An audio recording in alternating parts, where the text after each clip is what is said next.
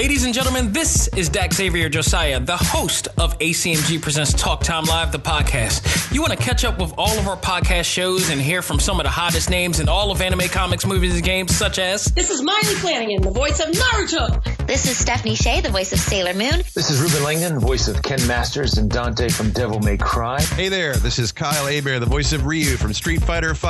This is Chris Battle, character designer of Teen Titans Go. Here's your chance to check out all of that and more on TalkTimeLive.com. TalkTimeLive.com provides all of our ACMG content with new and previous episodes, exclusive interviews, articles, and much more. Visit TalkTimeLive.com and let us help you learn to let go, live life, and love all things ACMG. Talk Time Live. This is Miley Flanagan, the voice of Naruto, and you are listening to ACMG Presents Talk Time Live. Believe it! It's time for your Talk Time Live exclusive. You are now about to witness the strength of geek knowledge. Ladies and gentlemen, I am happy to have our guest today. He is one of the very special guests who took part in the cast of Naruto this past summer and DreamCon. I can't believe the summer is almost over, by the way.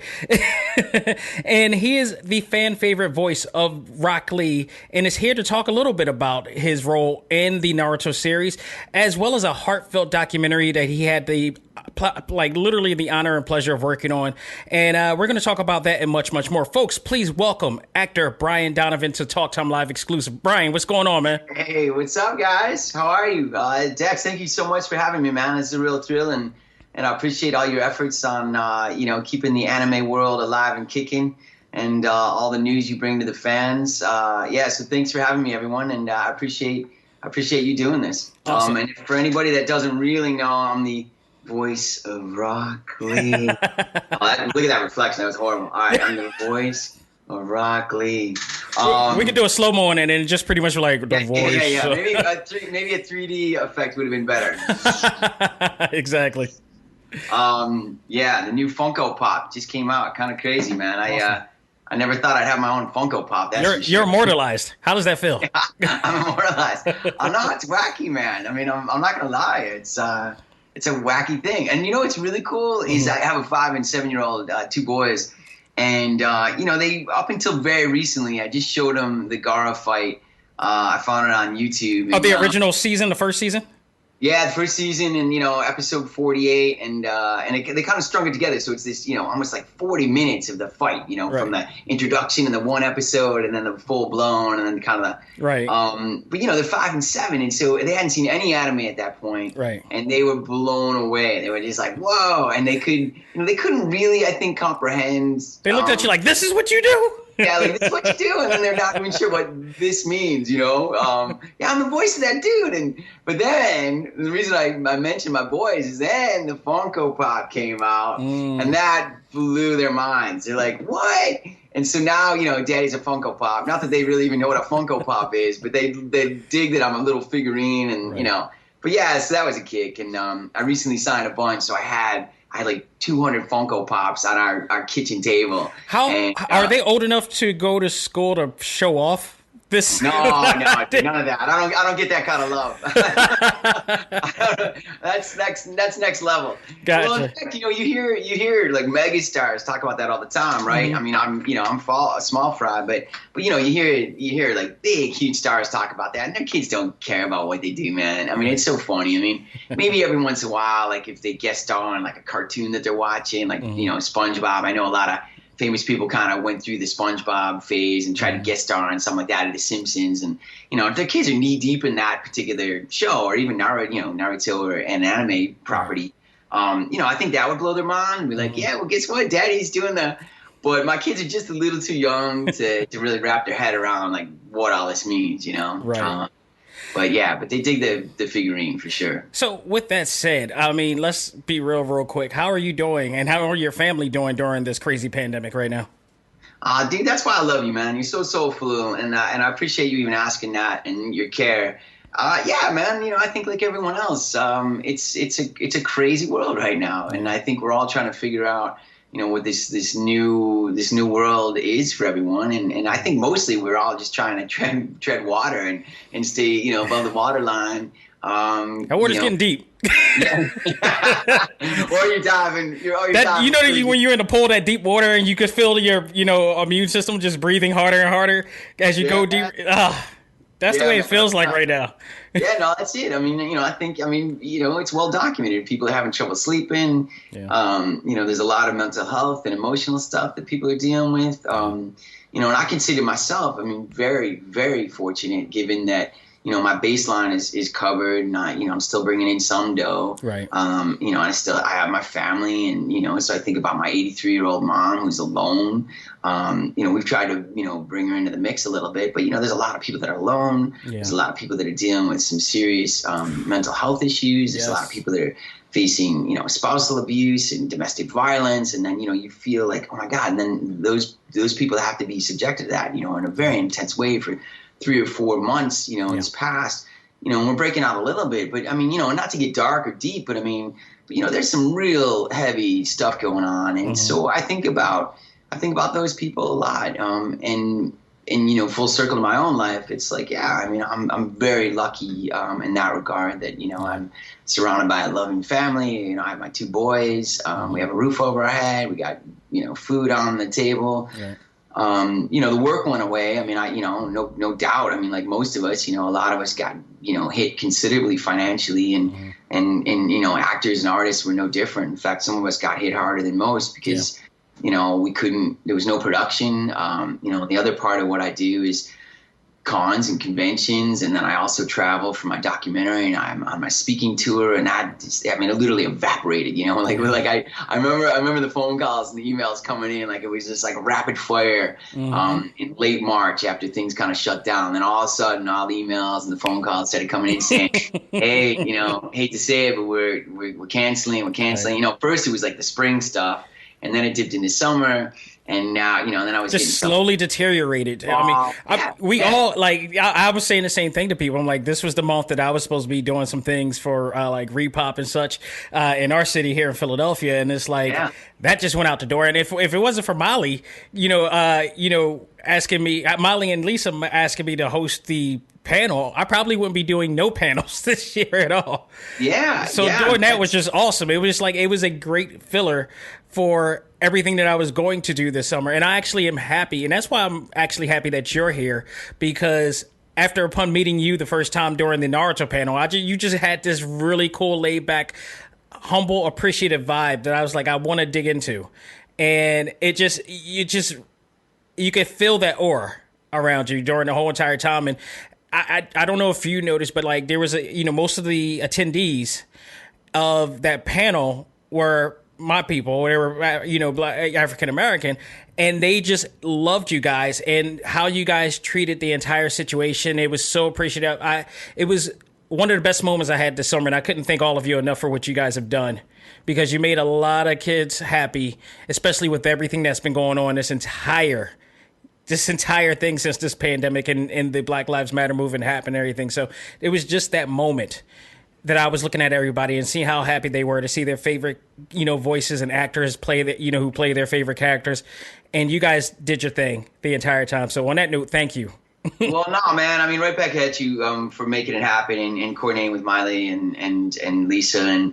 And you could feel there was a vibe, and it was nice. In some ways it was a little disappointing that it was so intimate that we couldn't share it with more fans. And, right.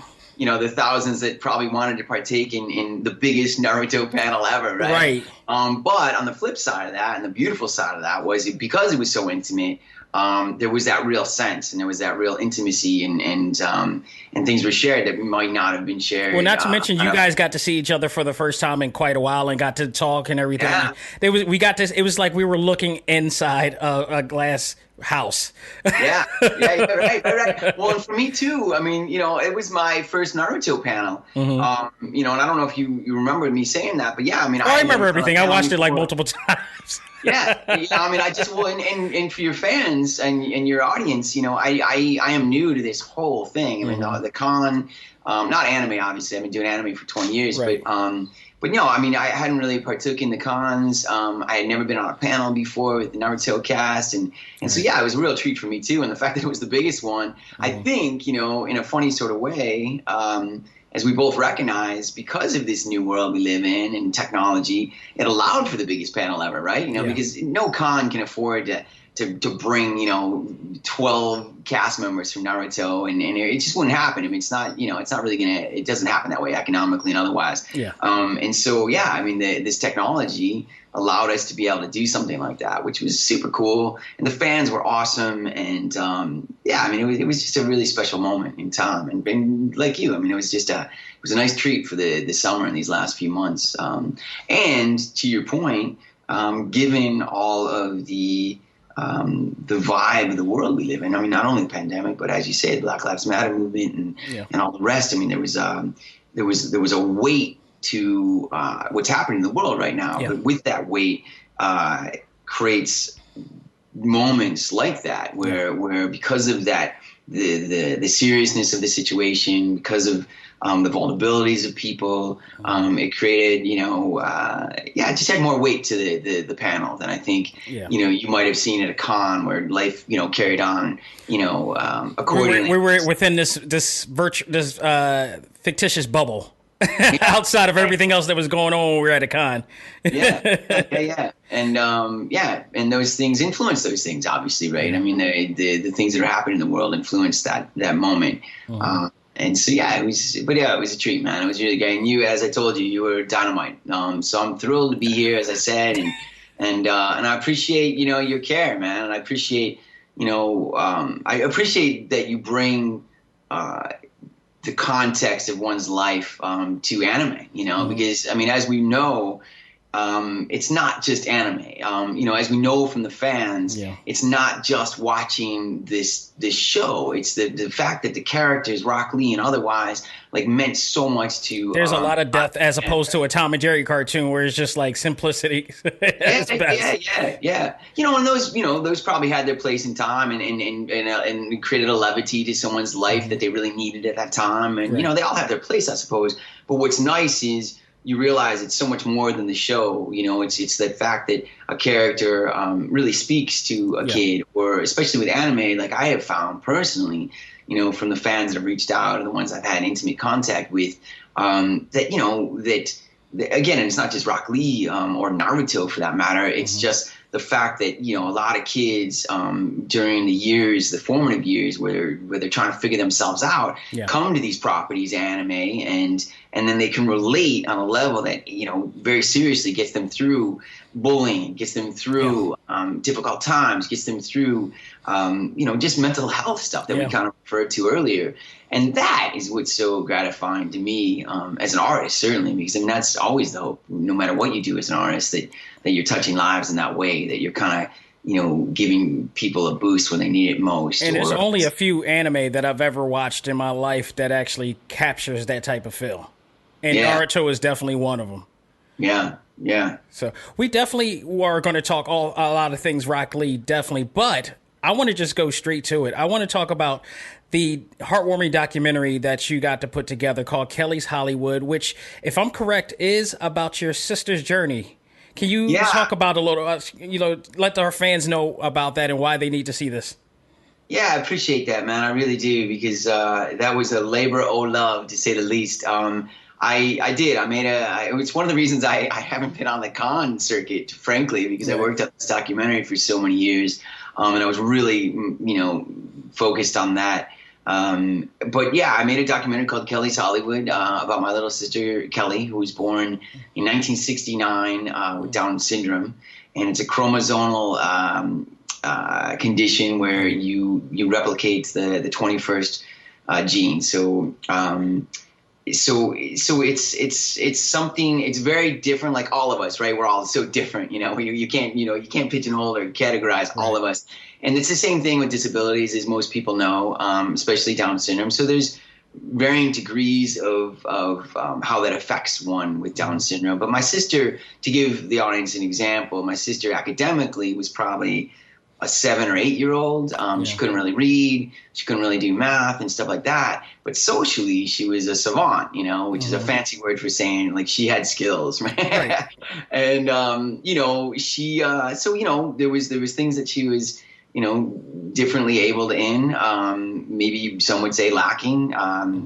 But she was a spark. She was a diva through and through, and she. I can definitely see that watching that trailer.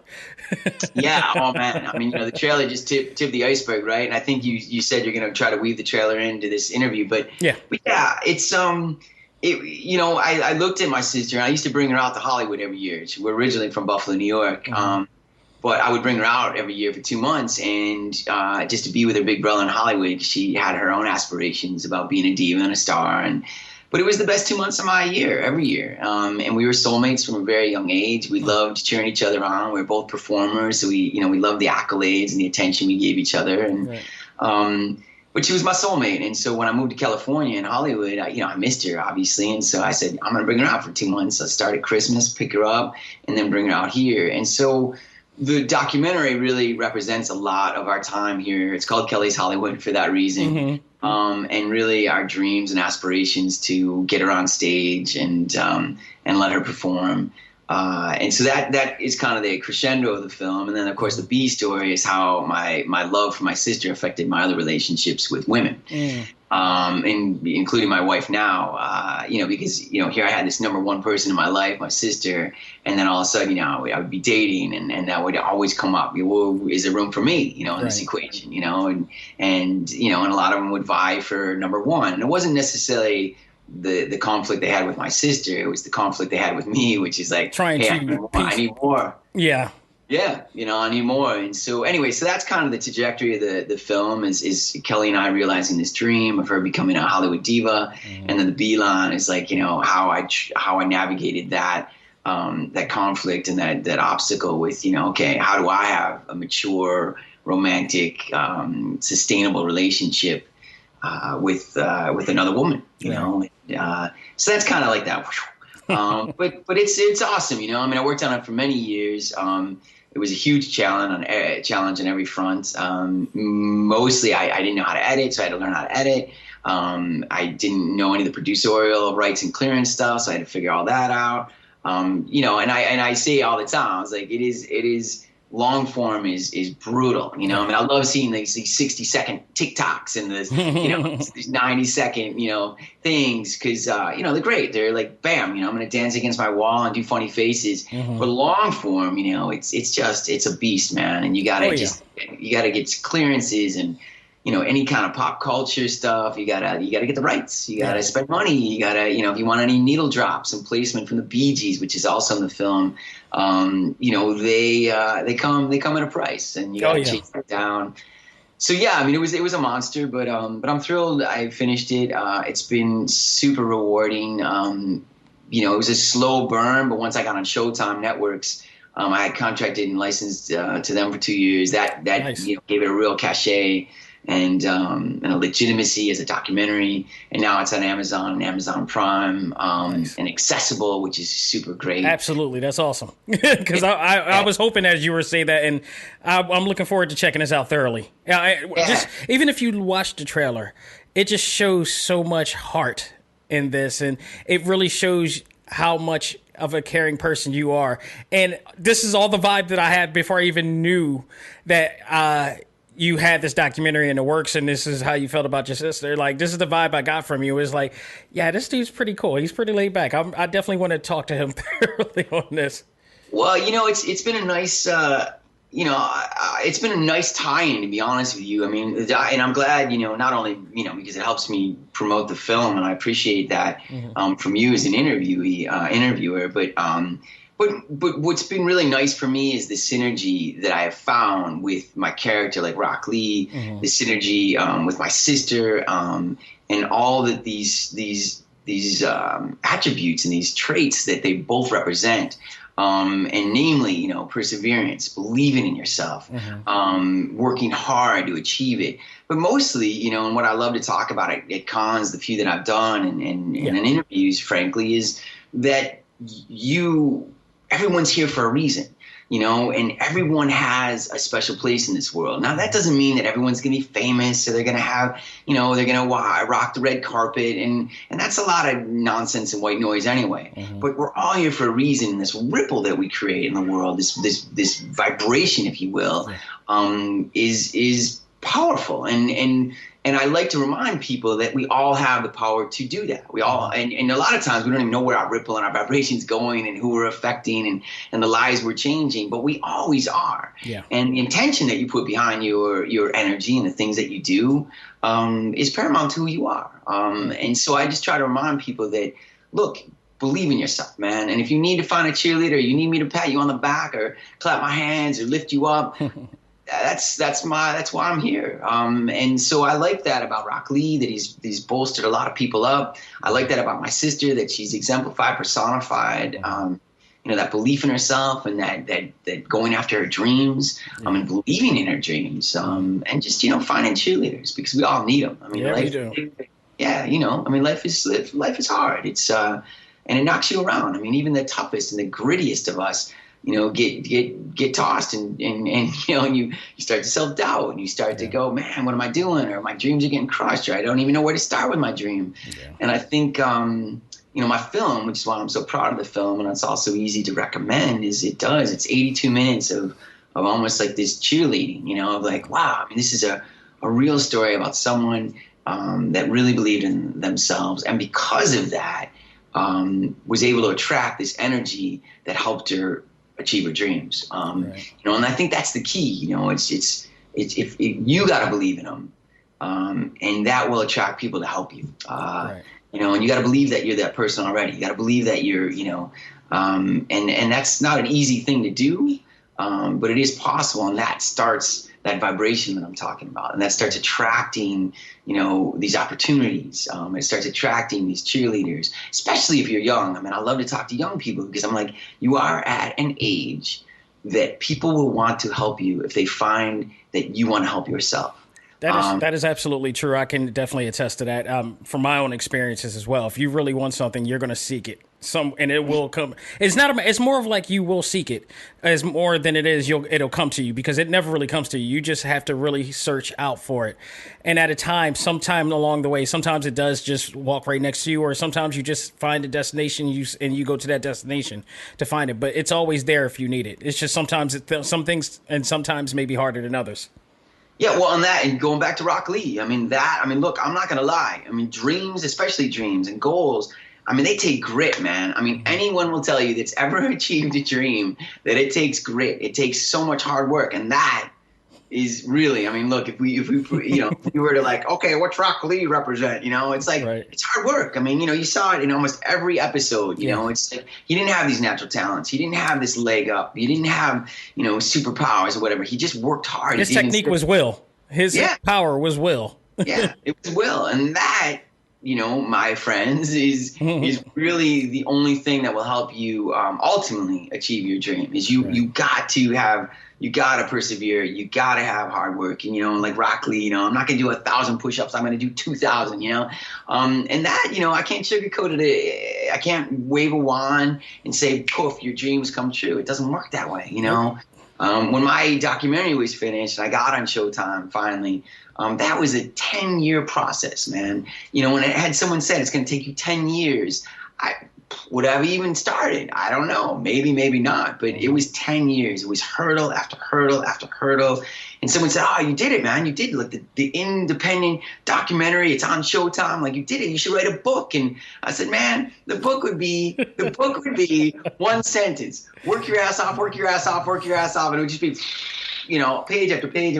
Because really, at the end of the day, it's like, you gotta do the work. You are speaking the gospel on this show right now, because I have so many times when like people like you and Stephanie Shea, who's been on the show before, and like other people who've been on the show and kept it real, like this, because I've been preaching this gospel as far as the eye can see on social media or whoever I know, because I had to go through this myself. I would not be here talking to you right now had not been all the work. And I tell people, like, this is a lot of fun, but I have a slogan or a statement or a motto, is that you got to work hard to have fun. Yeah, that's like, it. Everything that you see that's going on right now, it's all from the sake of really working hard, but you have fun doing it and you understand it. So it's not really that it doesn't come off like work after a while. Yeah, and look, I mean, there's always an element of work, and there's always an element of things that you don't enjoy about something. Like I hate paperwork, I hate the administrative side of things. I have a nonprofit. I love being in the classroom with young high school kids. I hate doing and paying taxes. Yeah, exactly. I mean, it's always something. But there's a great saying, and there's a couple great sayings, but one of them is if you look at your dream. And then you somehow visualize the worst part of it, like what's going to be the hardest thing. And you still got that dream, then that's a dream worth pursuing, But if that hardest part is like and it will be overwhelming, but if you can, but if it keeps, like in my documentary is a great example. It's like that little voice, that little voice. It's almost indescribable. We all know what I'm talking about. That little gut, the little voice, whatever. It kept talking to me, and even the hardest parts, I was like, okay, kids, that voice is still there, man. It's still chirping in my ear. So I gotta plow forward. And Denzel Washington has that great saying. He told his kids their upbringing. He said, you got to do the things you got to do the things you want to do. Boom. And that's awesome, right? I mean, that sums it up. It's yeah, I mean, there's things you got to do. And that's why I tell kids in school that are struggling, I'm like, look, just get through it. Just get through school. Do whatever you got to do to get through school. Because that'll set up the foundations to be able to do what you want to do. Work hard now to be able to do the things you want to do that you enjoy. That's to your point, because it does eventually get to the point where now you can just celebrate it. Like this with the documentary of Rockley and my struggles as an actor and getting where I am. All these things are fun now. Like now I just get to go around the country and I get to celebrate Rockley and anime. I get to celebrate my sister and the documentary. But they came with years of toil, and a lot of people don't see that, they see the red carpet or, and I'm talking about big stars and stuff, but, dreams coming true. You see A, you see C, there's B that's just singing right there. And like, nobody talks about what happens during Nobody talks about B. Nobody talks about It B. is a B to go through, but once you get through it, then it's like, all right, bet. Yeah. Or even better is there's an A, people see the Z, and they forget about B, C, D, E, F, G. Every single step. Yeah. Even when you got to figure out that elemental P means elemental P. Yeah. So I got a question. Let's get down to the Rockley business. How did you discover the role of Rockley? Who was it approached to you? Was it, did you see it? How did this come by? Yeah, Rockley came to me because I had the fortune of working on Digimon. And I was Davis on Digimon, and so I was the second season. Tide passed me the goggles, and the baton, if you will. And so Digimon was already hit. I knew that. I got fortunate, I was fortunate to get cast as Davis. And so that was awesome. Was that same team, essentially, started working on Naruto and prepping for Naruto. And when Digimon was done, a couple years later, they approached me and said, hey, are you interested in still doing anime? Are you interested in, we have this thing, we're not really sure where it's going to go. We do have a character that we have in mind for you. Would you want to audition, etc.? And so I said, yeah, I'll audition, check it out. But when I got to the studio, they kind of coughed up that they were struggling with Rockley, that they weren't really sure what to do with him. He had this emotional outburst, as we know from the show, and any of the fans know. He's got this emotional, sweeping side, but he's also got this very proper side. There's no contractions the way he speaks, and by contractions, I mean, for your audience that might not know, like instead of saying couldn't, he would say could not. Or would not, cannot, I am instead of I'm. But no, no one talks like that anymore. So, except for you now, because you've done it so much that you probably approached it to your wife and family. Yeah, exactly. I am not your father. No, it's but no one talks like that, so it was hard. And I don't talk like that. I mean, I got, California slang and relaxed vibe, as you mentioned in the very beginning of that's the what it is. Yeah, and so I don't talk like that either, and so I was like, wow, okay, all right, let's figure this out together. So in the studio with Mary Elizabeth and some of the producers and the people that and there initially, they don't stay for the run of the 800 episodes, but initially it's a big decision by committee. Yeah. Yeah, and so Mary and Elizabeth and I found it together. To be frank, I mean, we just kind of played around the studio and we experimented with different things. Can we now say the infamous Mary Elizabeth, because that was the one thing that was talked about through the entire panel, was how instrumental she was to everybody. Yeah, no, I mean, she is the infamous Mary Elizabeth. She's an awesome director, and and she really helped me a lot with Rockley, because Davis from Digimon came really kind of easy to me. I was just like, okay, I get it. He's excitable. He's determined. He's 12, and I was just like, Digi Armor Energy. I was just like, boom, and I just kind of. That was it, I just kind of, it was very organic. It was very quick. It was like, okay, great. I got cast pretty quick from memory. It was awesome. Rockley, not so much. And Mary Elizabeth, which is why she got so many accolades on that panel that we did. She's the real deal. She's awesome. And she loves it. Like, she loves anime. She loves voice, she comes from a singer's past. So, so there's a real passion that she brings to the table, and that really helps. So we found it together. Then it went to Japan to get their approval or not, and I think they had a couple notes from memory, and then we fine-tuned a few things. And then, of course, and I think you heard some of the actors talk about it taking a couple episodes, sometimes a few, to really get in the zone, if you will. I'm sure if I listen back to the first episode or 2 or 3 or 4, Rockley, maybe subtleties, but he probably didn't sound like the Rockley that I sunk my teeth into eventually after a few episodes. But he was great. I mean, and then once we established who he is and the baseline voice, that's when we just started playing, and that's he's awesome in the sense that he does have this sweeping emotional bank, and those are the most fun. Like, I still don't love, not talking, like I cannot, I will not. That's still, even 12 years later, it still doesn't come to me organically. But the other stuff is a blast, especially when he's just, with Guy and emoting all these emotions and like, Guy Sensei. It's just, those are awesome. I mean, they're so emotional and so overly dramatic. They remind me of just soap operas. I mean, it's a soap opera, right? And, right. No, it absolutely in that sense. I used to claim never watching any soap operas until like Matt Cross and Robotech came out, and then Naruto comes out, and I'm looking at it, I'm like, damn it, I've been trapped. I got tricked right in, because I used to say the conversations I used to have in regards to talking about why anime was so valuable is because of how sophisticated the continuity is, and I used to say, like, I will rate this to Grey's Anatomy, which plays prime time, and the minute I thought about them, like, they done trapped me. No, it's true, man. I mean, really, at the end of the day, it's a soap opera, and a damn good one, and a very fun one. But yeah, it's a soap opera. I mean, let's be honest. It's, absolutely. And the sweeping, dramatic, and emotional, and I mean, it's a kick. Anyway. So I want to touch on back at the panel, because there was something very interesting that you spoke about, and that was something about you being reluctant about playing Rockley because of the storyline of him and Guy. Can you elaborate on that just a little bit further? Yeah, man. I mean, thanks for paying so much attention. I thought that was one of the most interesting things. So I was like, really? I didn't ever think about it like that. Yeah. I mean, basically what I said at the panel, just to kind of fill your audience in, when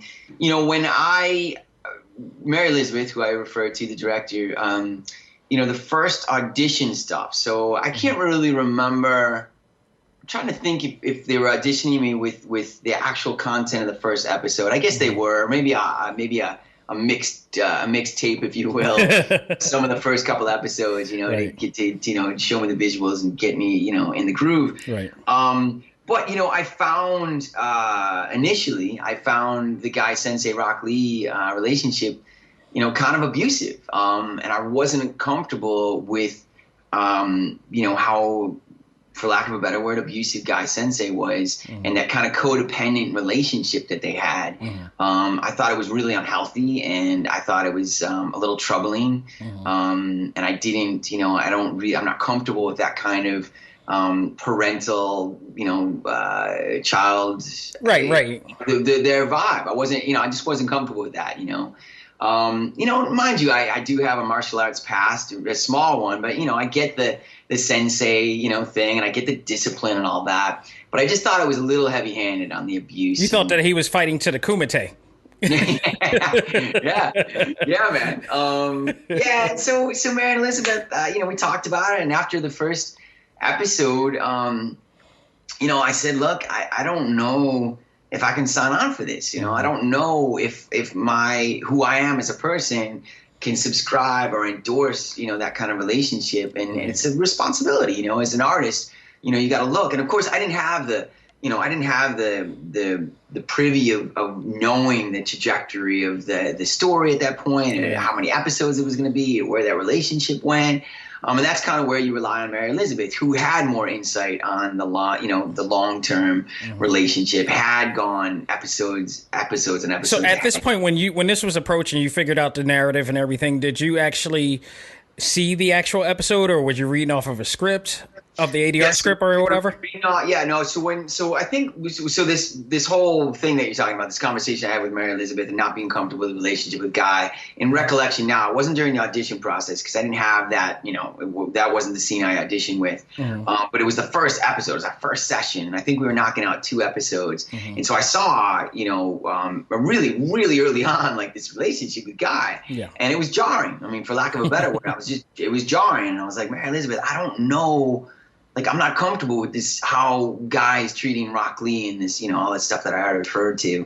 And she, she was really sweet and listened and was empathetic, but then also encouraged me to continue because she said, look, I've read enough in advance to know that, there's reason, there's not necessarily justification, but there's, that it evens out a little bit, and there's it's a healthier relationship as it progresses. It's a mutual respect, and Guy comes from it from love. But of course, those are these things, these trigger words. That's that fine line, right? Because even in abusive relationships, you hear, well, it's because I loved you so much, Yeah. So it was really, really difficult for me to just go, I'm in, let's do it, and. So I had trouble with it, but Mary Elizabeth encouraged me, and so I credit her to that because, honestly, I was ready to walk away after that first session. I was like, I don't know if I need to do this as an artist. I don't know if I need to do this as a human being. Yeah. And the reason I thanked her so much and so profusely on our panel a couple months ago was that that I feel like, without getting too deep, but I feel like. That she was right, and I'm glad she encouraged me. There was still some troubling stuff that would come up, or ways that Guy would treat, Rockley. But I think, and again, this is a fine line too, but I think the ends justify the means in the sense that what Rockley represented, like, is the thing that I can sign on to as an artist, and the thing that I'm proud of as an artist with Rockley and doing the voice of Rockley is that that he did exemplify all these other traits, and that he did lift up a lot of the audience and the fans in ways that I'm very proud of, in ways that I think, that helped a lot of people. Right. And again, the Guy sensei relationship and that codependency wasn't always the healthiest. I would be the very first to acknowledge that and agree with that. And that's what was so troubling for me. But I think as a whole, and as the arc of these 800 episodes that we did, obviously Rockley wasn't in all of them, but I think there's a real message there that I think is helpful and healthy ultimately, right. And inspiring. So when you're an actor playing a what many consider is a role of a superhero with a high moral standard, as we've been talking about, do you feel a sense of ethics and responsibility outside of the recording booth and in public? I'm not swamped. I'm not gonna, I'm not a celebrity that gets mauled at malls, and because especially because most of the stuff I've done is voice, and so most people don't even know who I am, right? But yeah, I mean, absolutely. I mean, I think for me personally,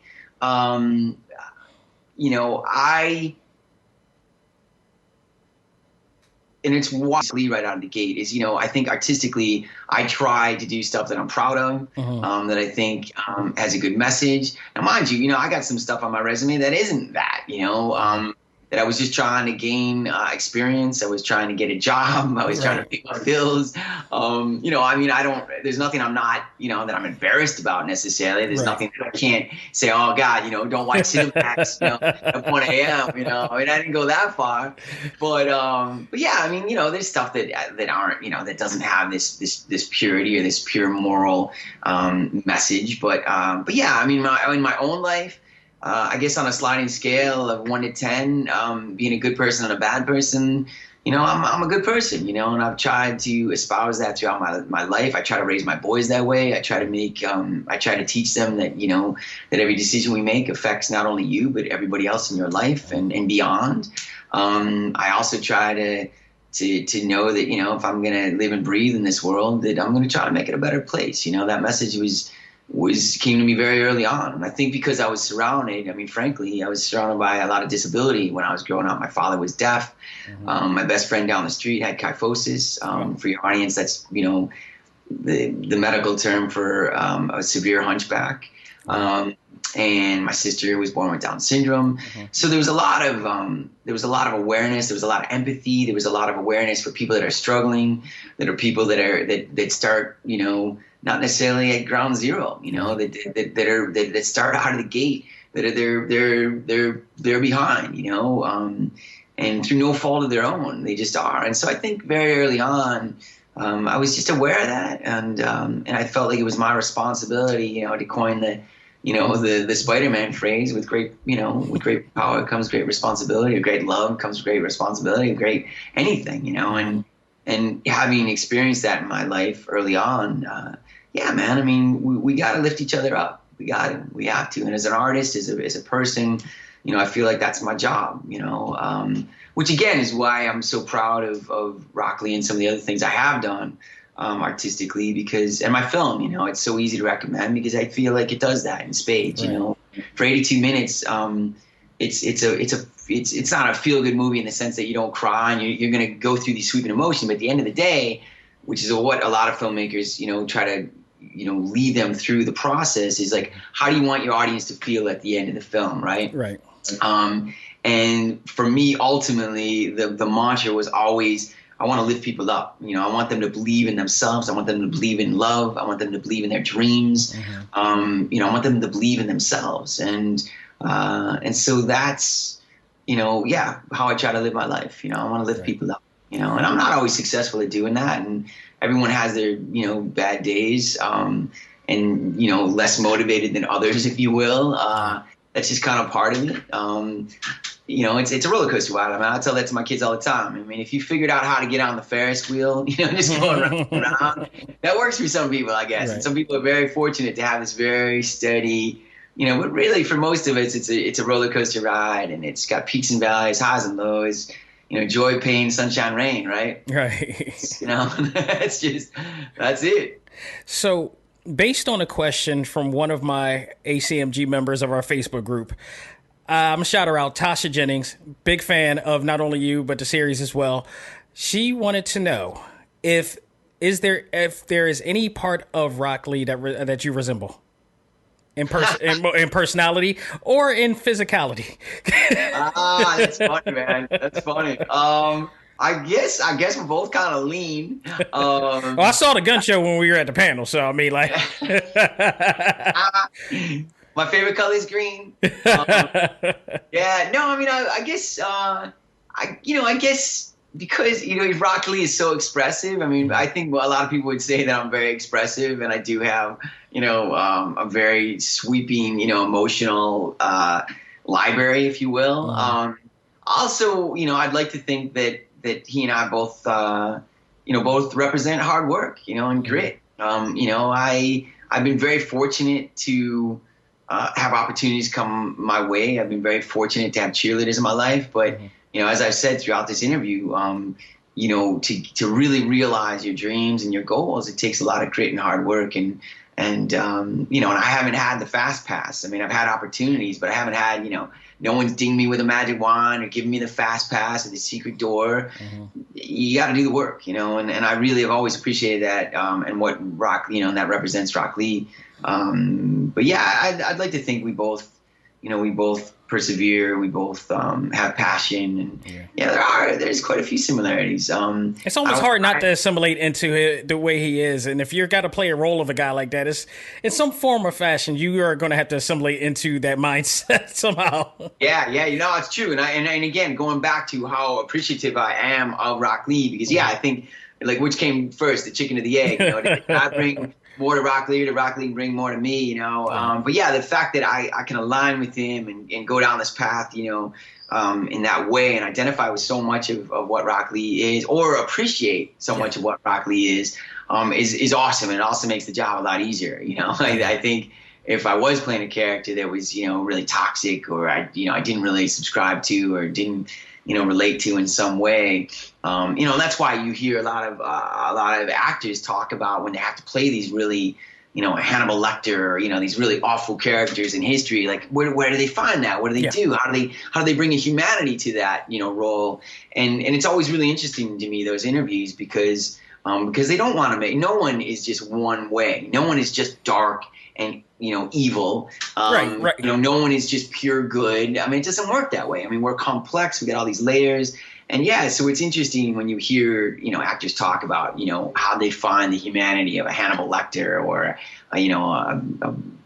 just some of these awful characters, these super villains, the Joker, it's great. I mean, if you saw the Joker, like, Joaquin Phoenix brought a remarkable humanity to that, and a layered origin. When you start feeling sorry for the most dangerous people in the world, job well done. Yeah, exactly. But anyway, thank you, Tasha. Right? Thank you, Tasha. Thank you very much for the question, and and watching the show. Really appreciate it. Awesome. So we're gonna flip the script real quick, because another interesting thing that I discovered when researching your past work was something that you have something in common with your co-host or co-star, for that matter, Tom Gibbs, who voices Shikamaru Nara on Naruto. But you both were characters. In your case, you were a reoccurring character as Rusty on the original 90210. What was it like to be on that show and playing that significant role? Because you were on for multiple episodes. Man, it was a dream in a lot of ways, in the sense that you were going way back in time, and I know for a lot of your fans and your audience, they're a lot younger, so they might not. They're like, well, remember what I said. Remember what I said. Like, the Naruto is Ninja 90210. So yeah, exactly. Man. I mean, it's found it really funny that I actually mentioned that back at the panel, and then come to find out and discover that you were actually in the show.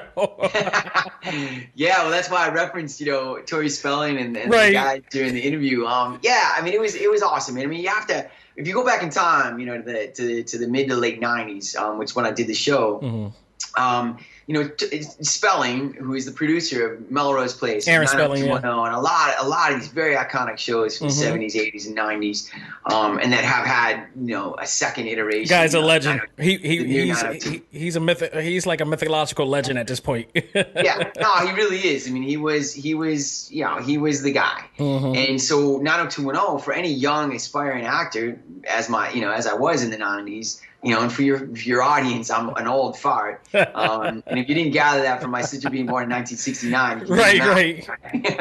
I was born in the 60s.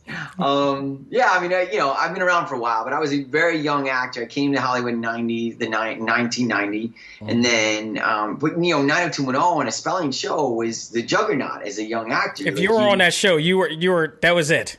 That was the hottest ticket in town. On one of his shows, because if you didn't get on one of those shows, you weren't worth your salt. I mean, it was just like, man, what's wrong with you? If you can't the ratings that show carried is insane. Yeah, and it wasn't highbrow acting, of course. I mean, it wasn't, but people question you if you couldn't get on one of those shows. It was like, what the hell are you doing out there, man? You can't even get on a Spelling show. But yeah, so when I scored the show, it was awesome. It was a 5-episode arc. I was called Rusty Herring. I was the red herring. Everybody thought I was stalking Tori Spelling, but it turned out to be the really nice guy, and I was the jerk, of course. And but yeah, it was a blast. And working on the show, at that point, they had already been on the air. I think that was the 6th season, so they were a finely tuned machine, man. I mean, and most actors will tell you that. Like if a show has been on for 5-6 years.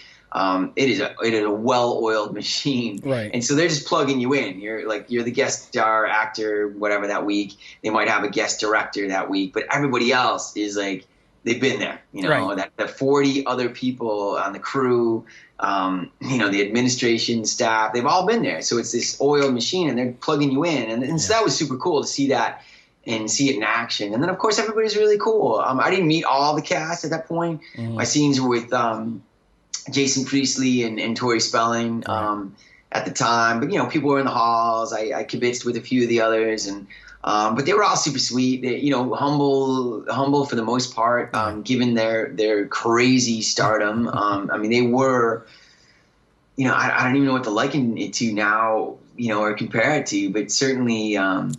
They were like the Twilight kids, anybody on Twilight or I guess that's the best way you could put it, because I feel like Twilight. I never watched Twilight, but I feel like it had that same vibe that just made teens of that demographic really go crazy over.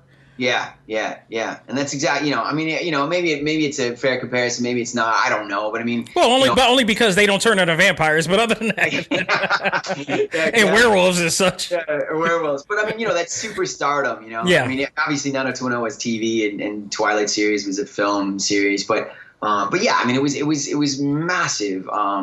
And so yeah, they were superstars, and.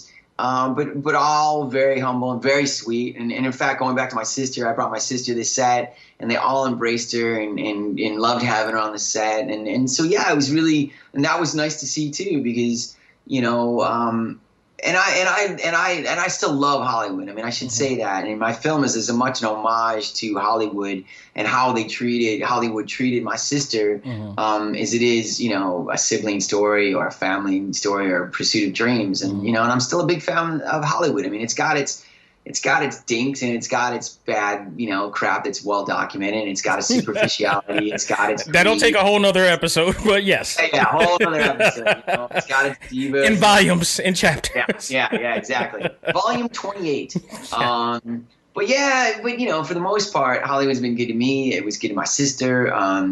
And I still really enjoy it. It's I mean, as I said, it's got its dark side and it's crazy, blah, blah. But from me personally, it's been great, and it's been a really wonderful experience for the most part. Yes. Yeah. Brian, I definitely want to thank you. I got 2 more questions, but you've been awesome on the show, everything that I was hoping for. So thank you. Just want to give you a big thanks on that note. So I got 2 more questions, then we can plug away at everything, all things you and where they can find you at. But since you worked both live action and, voice acting, which I always just say acting in general, what do you find more challenging? Was it doing live action or actually voice acting? They both obviously, the short answer is they both have the pros and cons, I mean, it's fun. I mean, the only real challenge to anime, is that you're working alone, and so that single booth. You're in a booth alone with a mic. I mean, that's it. And so there's not a lot of, when you come to acting, for the most part, you come to it from, you did school plays in high school or whatever, but you're acting. I mean, you're with another person, right. You're in it, you have this action reaction, because so much of acting is reaction, right? And so when you're in anime or doing anime and you're in a booth and you got a mic and looking at a screen and waiting for that cue, you're looking at a screen. And so in a sense, anime is great that way because you are reacting to the visual, and so it's helpful that way. But you're also alone. At the end of the day, you're alone. You got your director, your engineer, and you find it together. You do it together. But you are alone. But it's also really fun. There's a lot more liberties with the voice because it doesn't cost as much money. You're only in a sound booth. When you're in live production or doing a show, I mean, time is money, and so you don't have the luxury of messing around too much or rehearsing too much or experimenting too much. There's just a lot of more pressure for everybody involved, but certainly as an actor. But what is fun with live stuff or film and television is that you're typically on a set or you're on location and you're working with other actors and there's a real family element to it, especially if you're on something for a while. Or a film and you're shooting together, and there's a real camaraderie there that's fun. So pros and cons to both. I don't necessarily have a preference. The nice part about voice is it's very efficient. You're in and out. Like the part my biggest complaint about on camera stuff is a lot of time you're literally sitting in your trailer or you're sitting on set and you're just waiting. I mean, so much of why you get hired and paid is because when they say action, you got to bring it. But you could be, prior to action and bringing it, you could be sitting on your arse for 3 hours getting dusty, and just waiting and waiting and waiting. And then, they're like, all right, 20 minutes. And then 20 minutes turns into 2 hours because they have a lighting problem or a tech problem or a location problem, and, or things got pushed. And so, I mean, that's brutal, man. I mean, for me personally, anyway. So in other words, like the older you get, the better it is for you to do voice acting. Yeah, maybe so. Maybe a good way of saying it. Yeah. That's the best way I can to pick that. If you're born in the '60s, I highly recommend voice acting. Well said. So, final question: when it's all said and done, and what do you take away from not just your time on Naruto, but just your entire experience as an actor overall?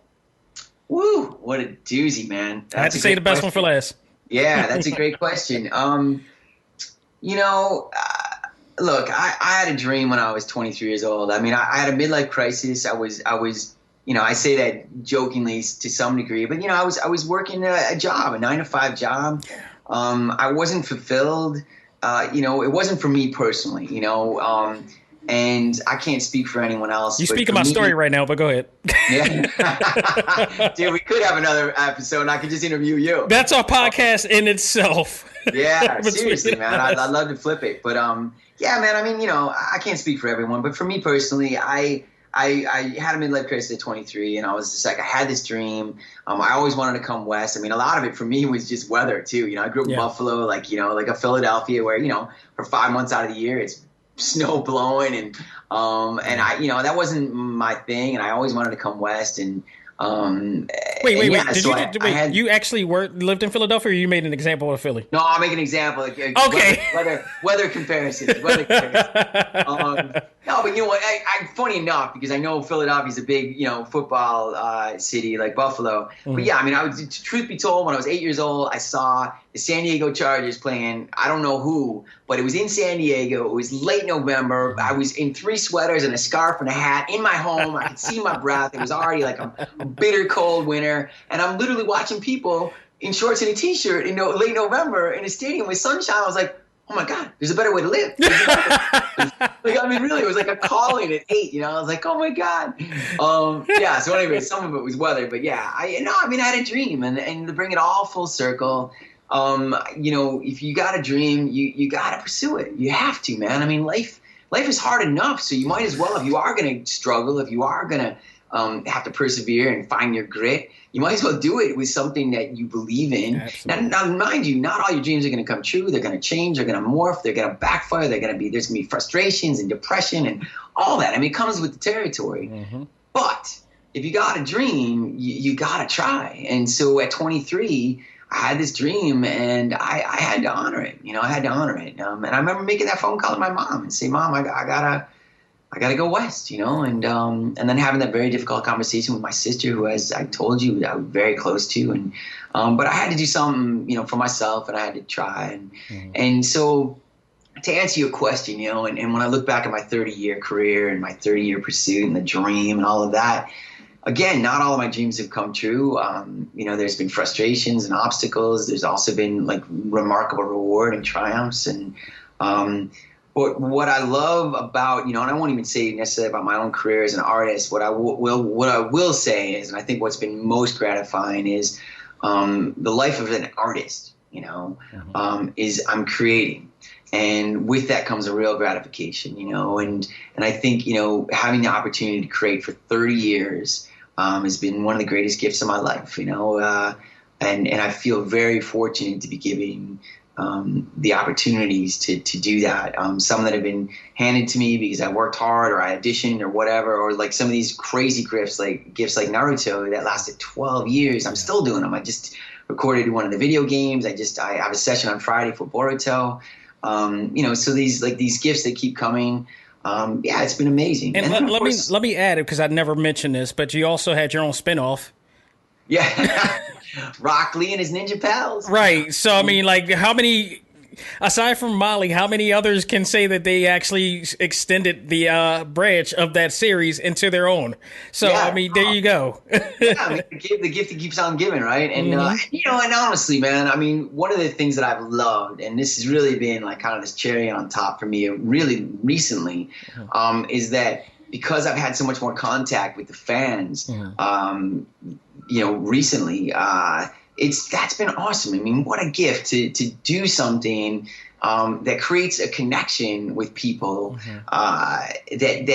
that takes away all the other minutia, all the politics of life, the whatever it is, it's the great equalizer, when you can connect on, even if it's just an anime show, but the fact that, that I can connect and that there's a mutual appreciation for the fans and, from the fans for what I do, but also from the fans that have expressed how much the show has meant to them or my character, that have been vulnerable to me, and connect in that way,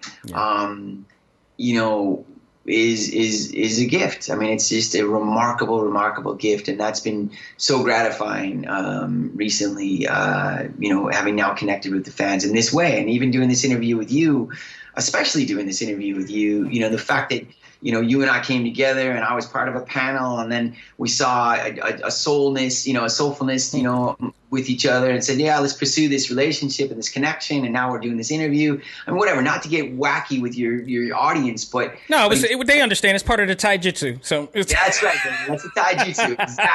Exactly. But I mean, really, that's the ripple and that vibration I'm talking about. And that is the power that we all have. And connection is everything, man. I mean, connection is everything. When you strip it all away, you're going to lay on your deathbed. You're not going to, think about the money you have or the things you accomplish at dinner. You're going to think about the people in your life. You're going to think about those moments in time. They might not last throughout your life, but you're going to think about those moments in time that you had this true, authentic, vulnerable connection with someone, and that time spent. And those are the gifts, man. I mean, you strip it all away. That's what we're all doing here. Hopefully, all doing here. So yeah, and if I can be a part of creating more of those in some small way, with your help, and otherwise, yahoo, man. So thank you, man. Thank you to you, your audience. Thanks for everything that you're doing. And thanks really, truly for bringing the humanity to, this world that we live in, to cons and stuff, because I think, when I look at the fans and the few cons I've done, when I look at that humanity at the con, and I look at this connected, this connectiveness, it's like nothing you've ever seen before. Nothing you've ever seen before, man. And the fact that anime and gaming has created that for so many people is awesome. It's magical, man, in so many ways. Brian Donovan, thank you so much. You've been a pleasure. It's been awesome to have you on this show.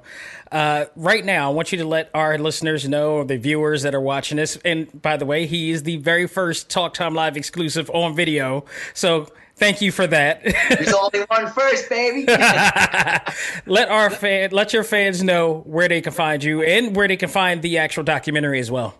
Dynamite. Well, you can reach out and find me on Instagram at Brian Donovan _1, the number 1, Brian Donovan _1.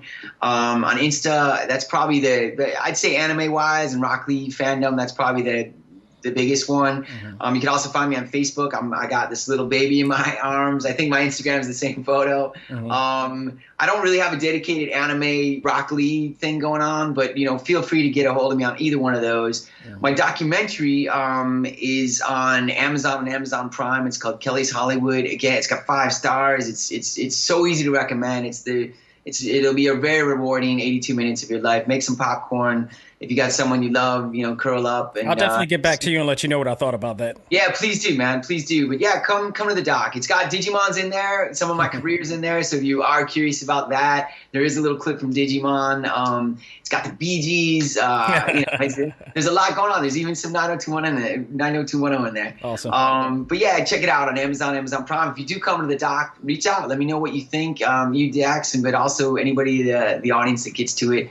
I love hearing about that. And really, truly, man, I got a busy life, but if you reach out to me and message me on Instagram, I try to respond to everybody. So yeah, if you really want to reach out and connect that way, please do. And yeah, the Funko Pops are out, so hit it. Enough said. Yeah, man. I mean, what's not to love about this guy? I mean, come on. Those Funko Pops are the best things to ever come out in years as far as fandom. Yeah, they really are, man. I mean, they're super cool. Yeah, but follow me on Instagram, and I don't do a ton of stuff, but when I do, I try to announce it on Insta. I think I have a signing probably coming up in another month or 2. I'll also let people know. I'll try to let people know when I do lock a con. Most of them have been pushed to 2021, as we all know, but. And I got a few Funko Pops in my closet, so if the first couple want to reach out on Insta and beg me for them, let me know. But yeah, man, I thank you guys. Thank you to all the fans. I really can't thank you enough. I think everyone, certainly the people involved in Naruto, are shocked by the longevity of it. Are shocked by the 12 plus, 13 plus years that it's been going on. But it's all because of you guys. It's all because of the fans, man. I mean, we wouldn't have churned out as many if the demand wasn't there, and you guys screamed and shouted for it. You've been loyal, passionate, Rockley passionate, and we really can't thank you enough. And to you, my man, thank you so much for having me on your show. It's been awesome. Definitely. Folks, I hope you enjoyed this very special historical episode of Talk Time Live as we air this on video and in audio as well. On behalf of myself, this is, along with the one and only Brian Donovan, all I got to say is learn to let go, live life, and love all things anime, comics, movies, and games. This is ACMG Presents Talk Time Live. We are out of here. Folks, take care. Be safe, mask up. And there you go. I cut you off. I'll do a freshie. There we go. Hurricane! There you go. Folks, take care. See you guys. See you, man.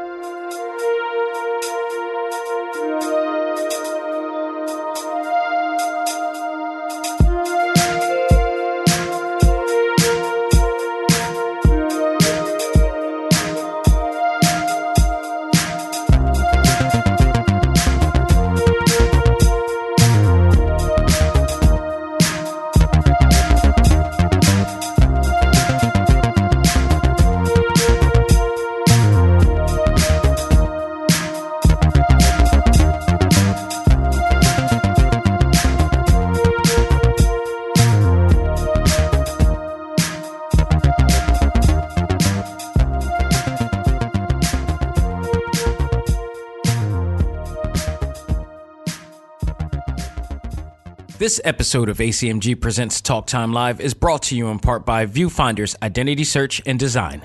Your choice for web design, graphic design, and all multimedia development needs. Visit VFISAD.com and let us bring your vision to reality.